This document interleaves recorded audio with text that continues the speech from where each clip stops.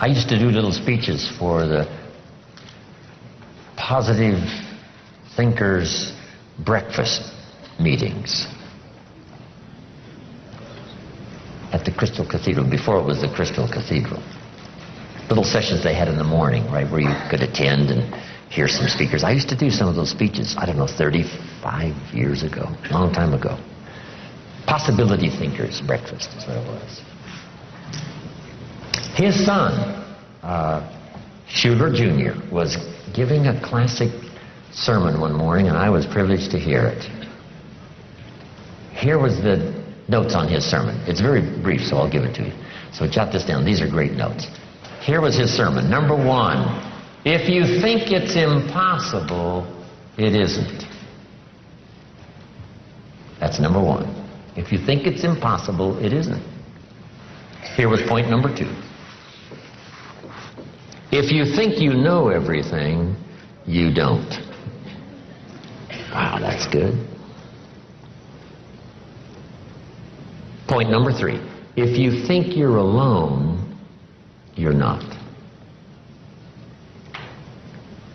Isn't that a classic? That's a classic sermon. If you think it's impossible, it isn't. If you think you know everything, you don't. And if you think you're alone, you're not.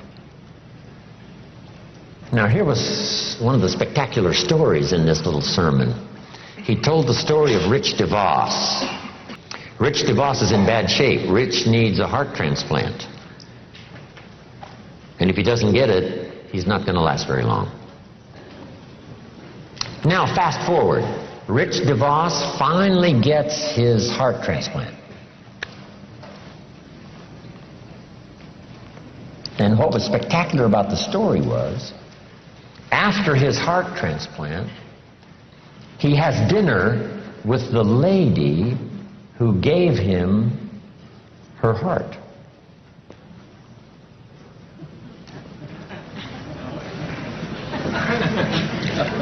He has dinner with the lady who gave him her heart. You say what? That's impossible.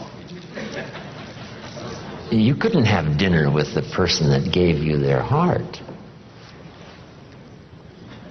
Here's what happened. This lady was desperately ill and needed a lung transplant. A donor was found. And sometimes it's much better in a lung transplant if the heart and the lung go together. So this lady gets the heart and the lung transplant that she needs to save her life. Now her heart is left over from this operation, and her heart goes to Rich DeVos. That's how Rich was able to have dinner with the lady who gave him her heart. Isn't that a fantastic story? I love those simple little stories. 1, 2, 3. A couple of illustrations. Wow. Just dramatic, dynamic. Here's a book on how to get rich. It costs $20. Somebody says, well, a poor person can't buy that book. Say, no, it's only 7 Coca-Colas. And you either spend the money on 7 Coca-Colas or a $20 book that teaches how to get rich. So jot this down. Everybody has the money. Even the poorest of the poor. The key is how to spend it. The key is what to spend it for. And how you spend it. First, how you earn it is determined by your philosophy. Second, now, how you spend it is determined also by your personal philosophy. So what would be a good philosophy to follow? And this is the little simple form I want to give you on financial independence, wealth for the future. It won't take long now to jot this down. It takes a little longer to go do it, but here it is. What to do with $1? If a child asks what to do with $1, here's my suggestion. Never spend more than 70 cents. 70 cents. You've got to pick some number, right? This is the number I've picked. right? Listen to Brian, listen to Dennis, listen to me, and then refine your own to suit you.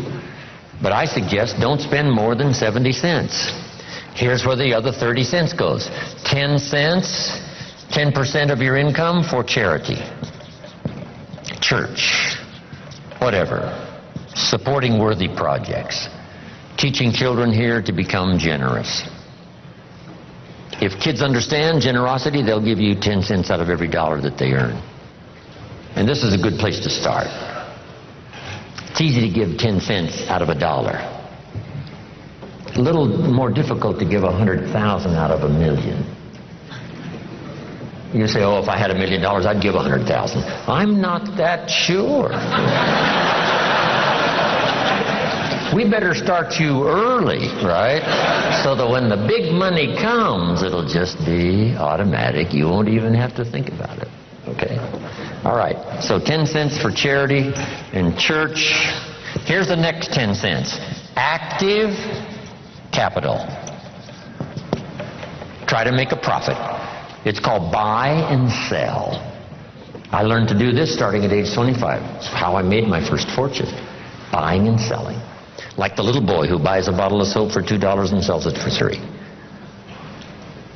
Active capital means you try to make the profit. Buy a piece of property and improve it and sell it.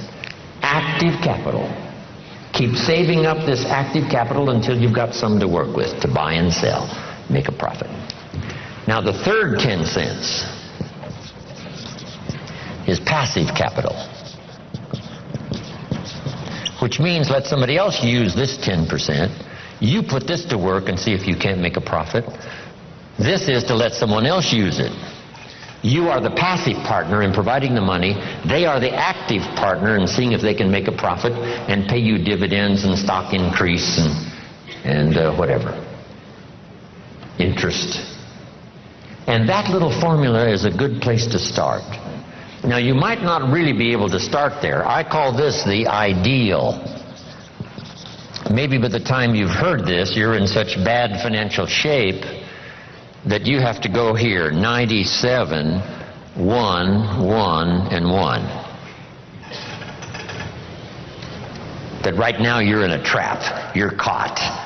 And it's going to take you a while to get out. So right now you got to spend 97% of your income, right, for your living and lifestyle because, you know, you're caught. You're obligated. You know, there's no way out. And then the rest of these now are just 1, 1, and 1. The key is to start with something. Now, Mr. Schoaf gave me a comment. It has served me all these years. Here's the comment. It's not the amount that counts. It's the plan that counts.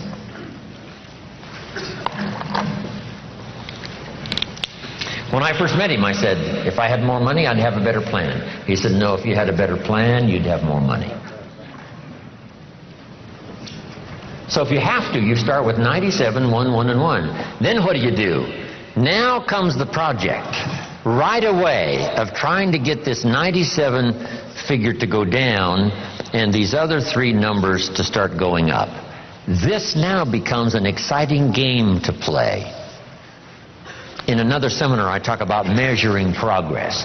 This is one of the great motivating factors in the world, is to start something and make progress. Start something and make progress. See, Jim Rohn told us the ideal was 70, 10, 10, and 10. But I can't start there. I've got to start with 97, 1, 1, and 1. And here's what you've got to understand. This is okay. I mean, if this is where you have to start, that's where you have to start.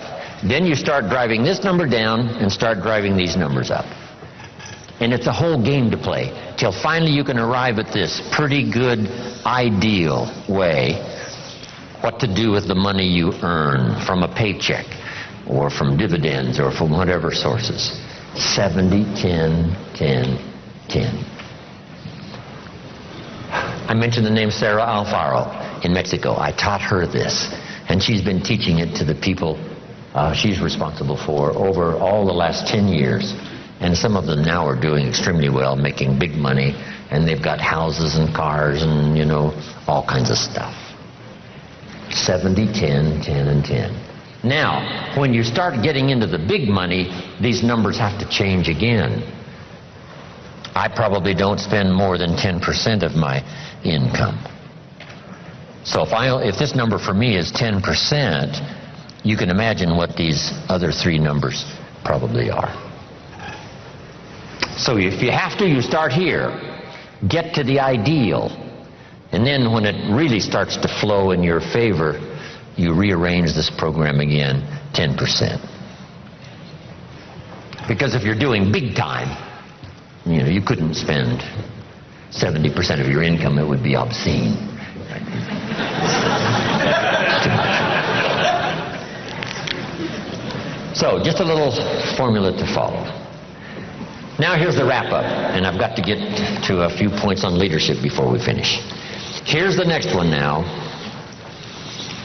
This is only a suggested plan. This is not written in any law. Most advantages and benefits for the future are not written in law. There's no law that says you must not have a heart attack. Where is it written? There is no law. That you must demand of yourself.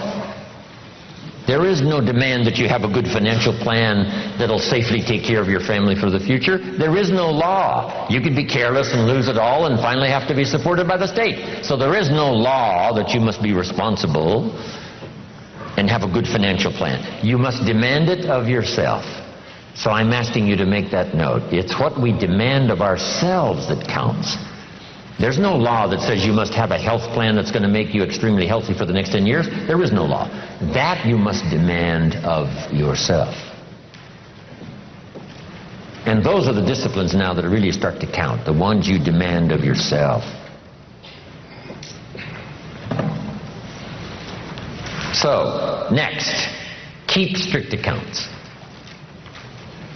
Keep strict accounts. Have you ever heard this expression? I don't know where it all goes. Did you ever hear that?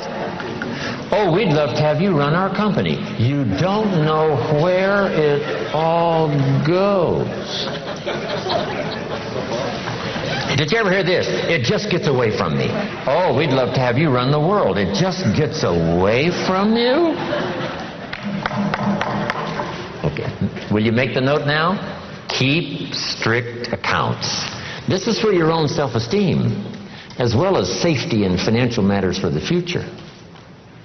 Keep strict accounts.